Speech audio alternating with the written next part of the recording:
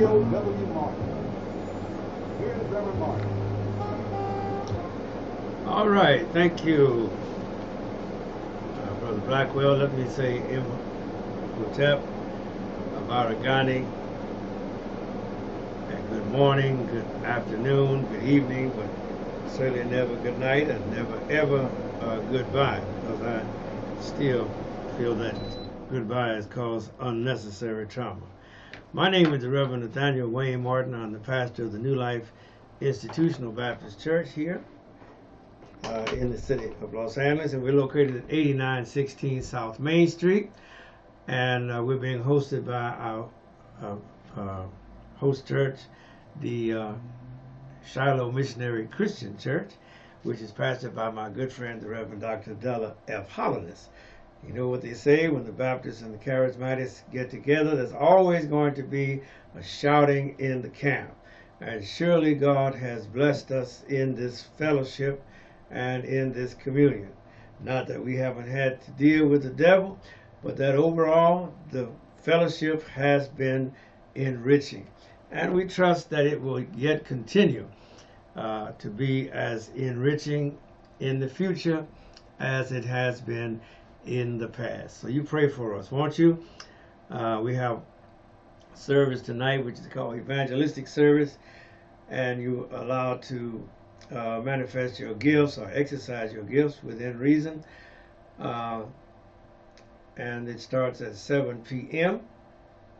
And then, of course, this Sunday morning, we will have our Sunday school at 10 o'clock, and then our morning worship will begin around 11:15 or thereabouts. All right?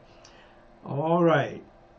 This offering that you are viewing or listening to, I trust, this presentation is entitled It's Time. And what is it time for? You might well ask. It is always time for social justice. It is always time to set the record straight.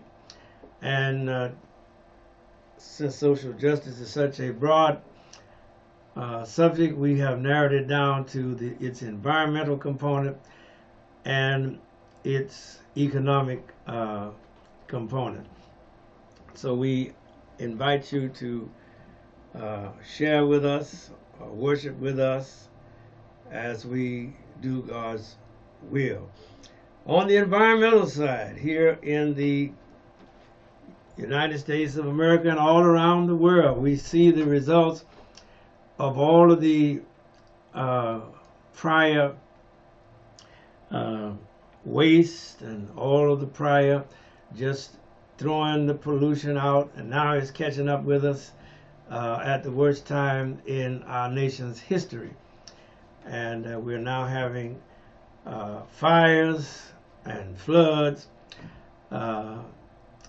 Lake Mead up there by Hoover Dam, Boulder Dam is down to historic lows. And they were finding bodies that they didn't know was in there. Normally the lake is at 1,225 feet.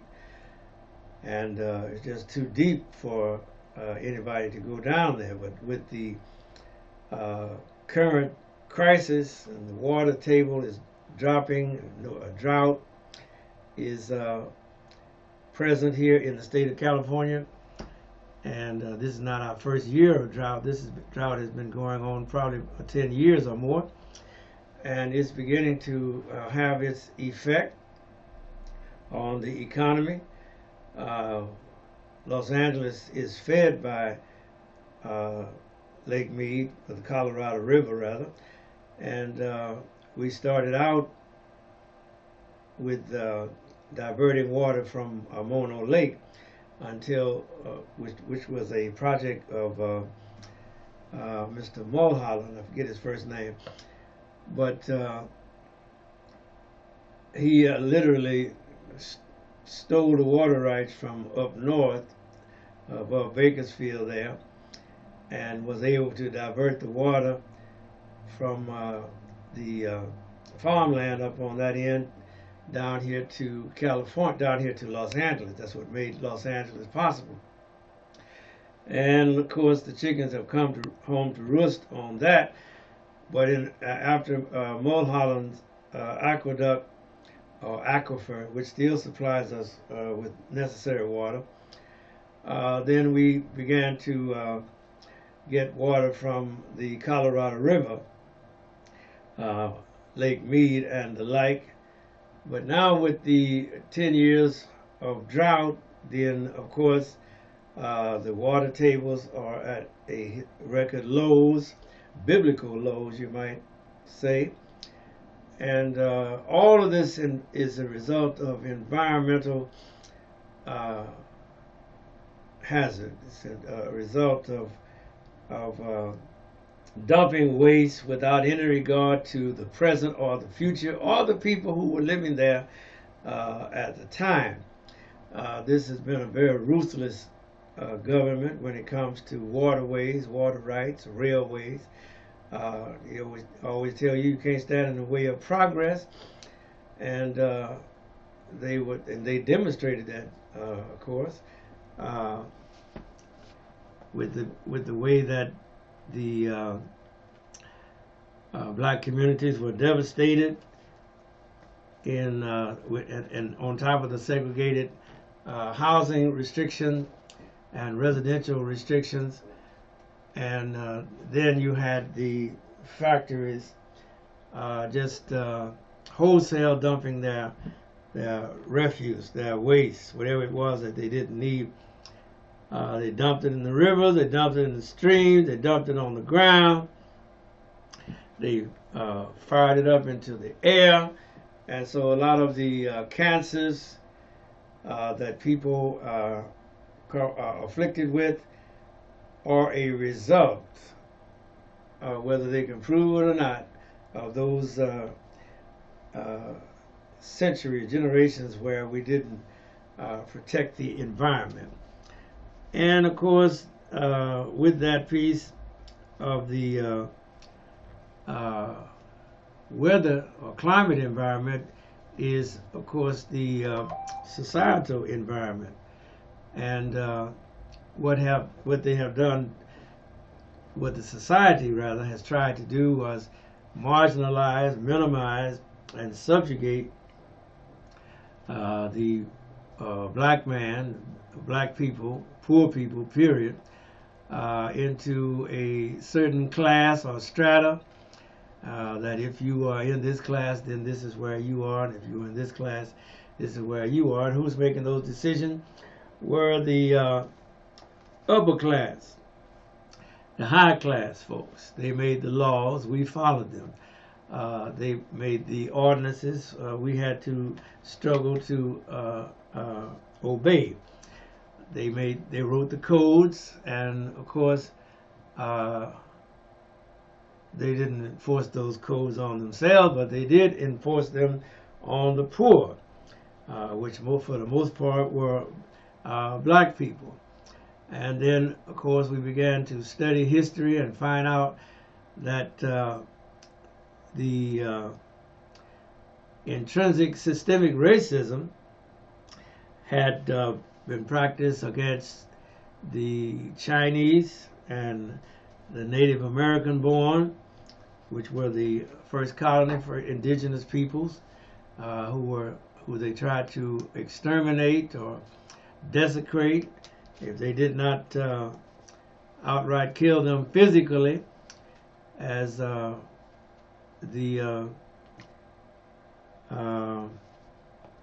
academics of that time sought.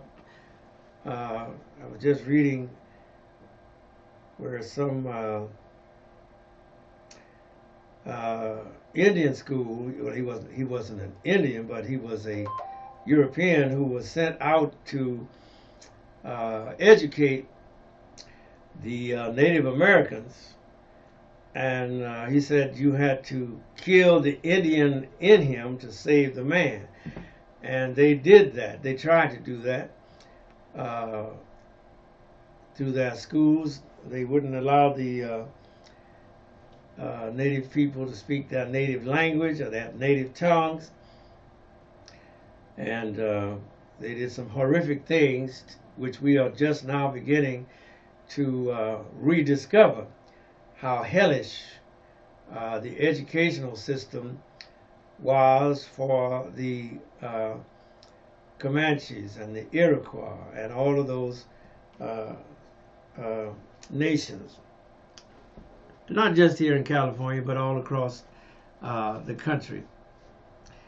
And so those factors, those environmental factors, in other words, the social environment, whether it was the distant or the proximate, it had a huge impact upon us, and it continues to have a huge and a disproportionate impact upon us, because we are not where we would be had we not been subjected to this systemic manifestation and this institutionalized version of racism that seems to permeate all of our institutions, and all of our organizations, and all of our corporations and our companies and the like. They are riddled with the vestiges and the cancer of racism. And you can look at the way that the people are being treated daily, monthly, weekly, and you can begin to categorize just this evidence of the racism. Case in point, there was a case that has not, the suit has not been filed, but the lawyers have been summoned, that just occurred on the 6th of this month, when a Mr. Evans was going to throw a birthday party for his son Noah, who was just turning 17, and they went to the Lee Summit water park. Lee Summit Water Park in somewhere there in Missouri, and they paid their money in advance. They got the proper permits and documentation, and I looked at the permit and the application form on the website, and it was pretty straightforward. But yet, when the people who were going to throw who were the sponsors of the event, began to arrive on the date, then suddenly the one of the officials, lesser officials, a lifeguard, said she felt uncomfortable and that she was not going to let them have the use of the water park, which they were supposed to start at 7, I think 30. The park closed at 7, and that's what the dust-up was all about. The official would not let them, employee rather, would not let them have this birthday party because she said she felt uncomfortable. I heard one account where they were where the family was questioning the park employees as to why they were refusing them their use of the park, even though they had paid for it in advance. And one person straight up said, "Well, because you're black." Now, I haven't seen that video clip since, but the video I saw today, of course, lends itself to that conclusion that the specter of racism yet rears its ugly head even in 2022.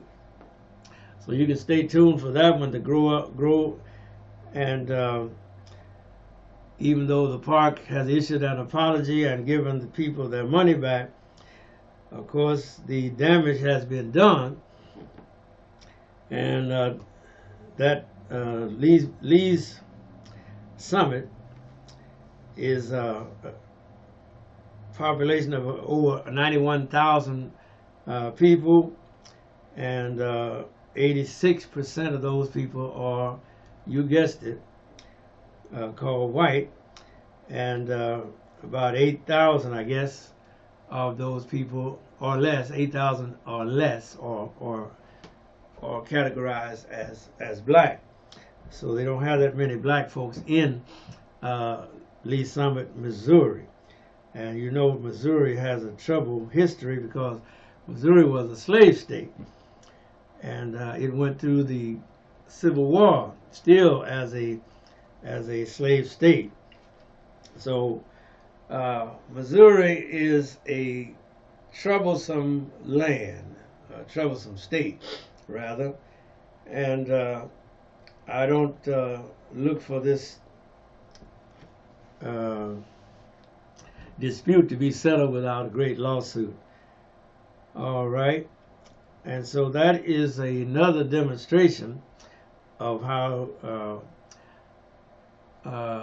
systemic racism is still manifesting even in our institutions of today. All right.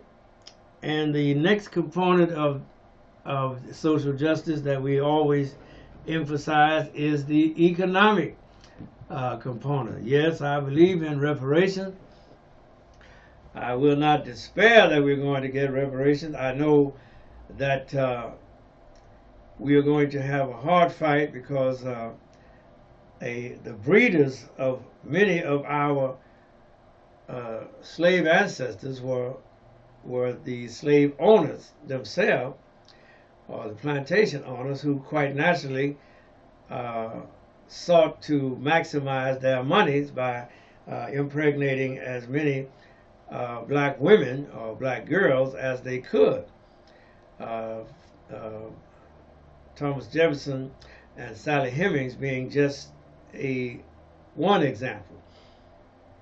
And so consequently, when we begin to talk about reparations from slavery, we need to be able to delineate the progeny of the slave master who acted as his own breeder from the rest of the people. And that's going to be a difficult road to hoe. But it must be done in order for us to get past the ledger account of unpaid 250 years of unrequited toil, as Abraham Lincoln so poetically stated it in his second inaugural. And so what manifestation reparation is going to take is still up in the air, but we are at least beginning to talk about reparations. And that is a big step forward from what it used to be. Now, again, with the systemic racism in mind, in Akron, Ohio, back in the month of June, Mr. Jalen Walker was killed by 8 Akron, Ohio police officers who used him as target practice and fired at him and struck him 46 times, although they fired a total of 96 shots. And so he had no chance of survival with all of those gunshot wounds, and it all came from a traffic stop. All right, let me read our reparation scripture before we close out today. In Deuteronomy chapter 15, picking up the reading at verse number 12. This is what the Word of God says and instructs. And if thy brother, an Hebrew man, or an Hebrew woman, be sold unto thee, and serve thee 6 years, then in the 7th year thou shalt let him or her go out free from thee. And when thou sendest him or her out free from thee, thou shalt not let them go away empty, but thou shalt thou shalt liberally furnish them liberally out of thy flock, and out of thy floor, and out of thy winepress. Let me read that verse again. Verse number 14. Thou shalt furnish him or her liberally out of thy flock, and out of thy floor, and out of thy winepress, of that wherewith the Lord thy God hath blessed thee, thou shalt give unto them. All right, so God had a plan to help the down and out, and it was that the community would collectively help such a person who was poor but able-bodied, and they had worked and had given you 6 years of labor, and probably for just room and board. But now that time is to let your brother go free.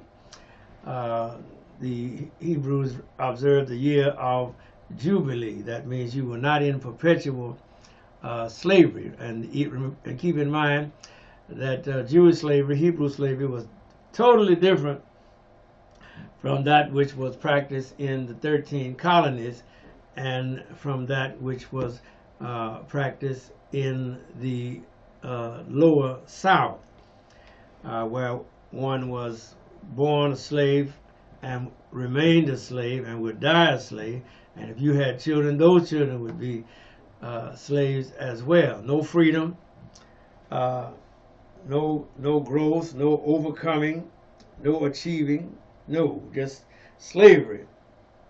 And as I said before, they even flipped the status upside down, because the status of a European child was based upon who their father was. And but when slavery started in the United States, or in the 13 colonies, which became the United States, then they flipped that. It was no longer based upon who your father was, because a lot of the fathers, as we said at the beginning of this discussion, were the slave masters themselves. And so if they wanted you to be a slave. And so the status was flipped to say whatever your mother was, that's what you are. And you can see the hellish developments of that process. And that is how the situation was determined. You couldn't be a Christian. You're going to be a slave. If you got saved, you're still going to be a slave. If you were born again, you're still going to be a slave, because they had determined that in their august and erstwhile thinking that how could you be anything but a slave, whether you were saved or not. And so that is how that bit of scruples was dealt with. They didn't actually deal with it. They just said, well, no, if you were born a slave, you're going to stay a slave. If you get saved, that's good, but he's still going to be what he have been. And of course, this was under Cotton Mather and all of that crowd, and who were very holy and pious and sanctimonious and God-fearing, as they claimed. But they were slave holders and slave owners, and they did not set their slaves free. And they felt nothing about busting a slave upside the head, or brutalizing, ripping their children away from the parents, from the mother, and selling them off over the cries of that wailing mother. They felt nothing because they said that slaves had no feelings. And all of those type of justifications and rationalisms that were employed, which today they sound so hollow, but at the time they were not outrageous. They were very couth, as one would say.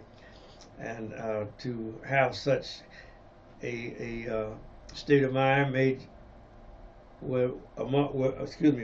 was considered intelligent. I'm going to bring that letter that of his speech, thank you, sir, that Alexander Stephens gave, because it is very impactful, it's very incisive, and it explains a whole lot. I've been given my 5-minute time limit. I wanted to talk on Donald Trump, who is a gift that just keeps on giving. And now this week the FBI executed a search warrant at his Mar-a-Lago, Florida home, because even though the Trump administration, he's no longer president, but even though they said they were cooperating with the government, it turns out that they were still holding on to some top secret documents that were not supposed to come out of the federal government. You know, when you president, you have access to all of this classified documents and top secret documents and secret documents and classified documents, all these categories, and you're not supposed to take that stuff home. Remember, Donald Trump, when he was running for the presidency, he made a big deal out of the fact that Hillary Clinton had so many emails, government emails, on her private server. And his mantra at that time was lock her up. And his people were just so vociferous and so self-righteous and emotive about Hillary Clinton got top secret documents on her computer. Lock her up. Well, now here comes Monsieur Trump, who is a friend of Vladimir Putin. And remember, we by proxy are at war with Russia, Mr. Putin. But yet Donald Trump has top secret classified nuclear documents at his home. And so the U.S. government, the Department of Justice rather, executed a search warrant, brought out 20. They had already come out with that with 15, I think, under subpoena. And but evidently the Trumpites were not cooperating as much as they claimed. And somebody spilled the beans and said, well, they still got a bunch of stuff there. And that's why this search warrant, they didn't issue a subpoena. In a subpoena you have to produce. But in a search warrant, they go and they get.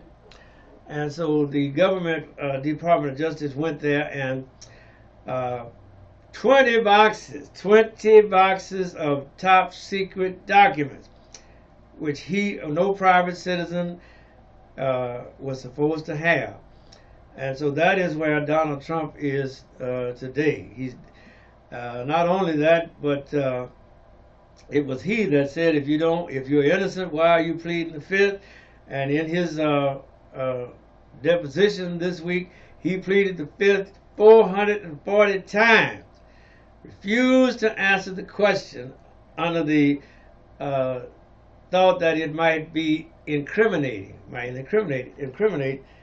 himself. So you see a consistently inconsistent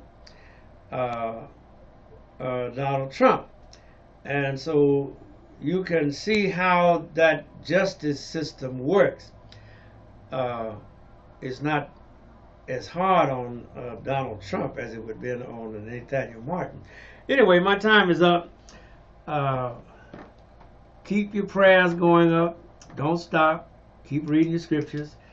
And if you're working on a job, and get all you can for your labor, because once you put your labor out there, you cannot get it back. And remember, if they don't want to, if you're working on a job and they don't want to pay you, take my advice. Don't work for them. All right, Doc, we're out of here.